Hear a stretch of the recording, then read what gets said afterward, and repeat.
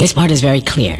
You're nothing but a pawn, and you'll remain a pawn until you play. The rules are clear. Take what they give you, give away what you have to, and the difference is yours. The question is, how big is the difference? Are you really intending to win? Well, why not? There are lots like me, and we're the actual players. Because on one side of us are the real cattle who let TV do the thinking for them, while on the other is power who believe that we are shit and feeble-minded cattle. Over in the barn, they want us to take care of them. But a long time ago, they gave up on themselves, and now they won't lift a single finger. While those who have real power became more than the rest. Became gods. They sit so high up that they can't see us as either a serious enemy or a trusted friend. They have only one problem, that they're not immortal. That just leaves you and me. Sometimes I benefit you, other times you me. Everyone plays a game of their own. Think you're a player, do you? I play like the great ones. Take the authorities. Quite unceremonious, but they do have a few lively plays up their sleeves with the people. Every couple of months, they let them blow off steam. Elections, Black Friday, a new auto plant, the latest installment of Star Wars, the Super Bowl. And the people just gobble it up. But when people have holes in their pockets and nothing to eat, who's responsible for that? So now, without their beer and football, they need a sacrifice. And you can be certain that power will provide them with a patsy. And it'll be us. Understand? So that is the game. Here are people who don't care about themselves, and here's authority that doesn't care about them either. And here we are in the middle, who sort of owe something, but what and to whom? It's not clear. How pure and simple. You're more naive than you look. But you're right in that we are like butter that is spread between a thin layer of caviar and moldy bread, which reminds me of a fairy tale. Once there lived a poor wolf, and nearby lived a very powerful and rich fox. They grew up together, were in the same class at school, but now they're in different social classes. The fox's life was like a fairy tale. One day the wolf came to him and said, "Teach me to do it. I'm tired of my life and I want to play with the big boys. I want to live like you. Tell me what to do." The fox answered, "Don't sweat it. I'll fix up a place for you. You'll have a cushy job. You'll sit in a chair, quietly catch fish, by the rules. Don't fuss. Take a lot here, a little there. Anything will do." So the wolf nervously looked around and saw that everyone was doing the same thing. And soon, it was all working. He caught big fish and little ones. One day, the fox came to get his share of fish, but the wolf said to him, "Sorry, brother, this fish is stuck to my tail." So the fox went and unstuck it. He cut the wolf's tail off and unstuck the fish. Good thing the wolf wasn't using his for bait. That's what happens when you play by someone else's rules. Why are you telling me your tale's here? If you're so smart, then maybe you know a way out. The way out, my colleague, is through the entrance. It's time to get out of this game.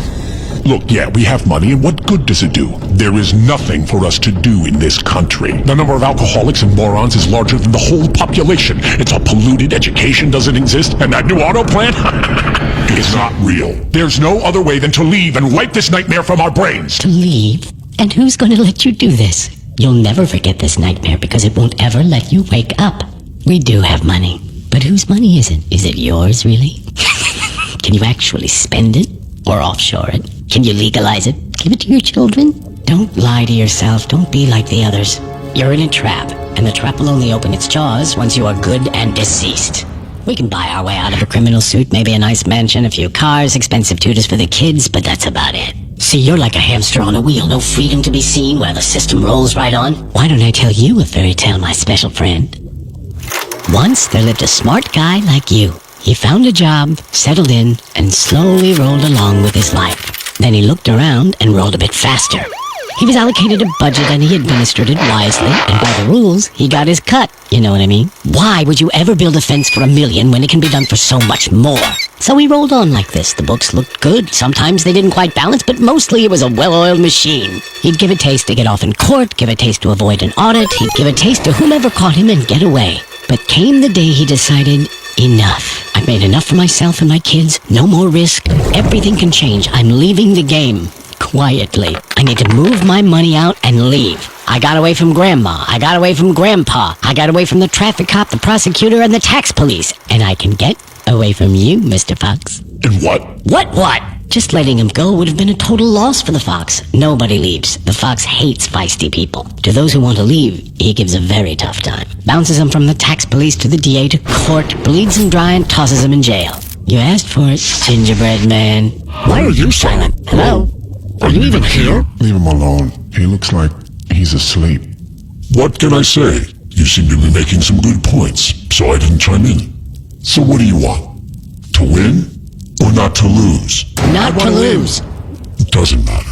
How is it possible to win or lose in a game where the rules are constantly changing but are never changed by you? I want to tell you a story too.